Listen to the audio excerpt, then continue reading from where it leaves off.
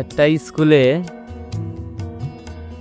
টিচাররা বুদ্ধি করলো যে তাদের বাচ্চাদের কি রকম বুদ্ধি হয়েছে সেটা মানে চেক করার জন্য মানে একটা খেলা দিল, মানে ফুটবল খেলা।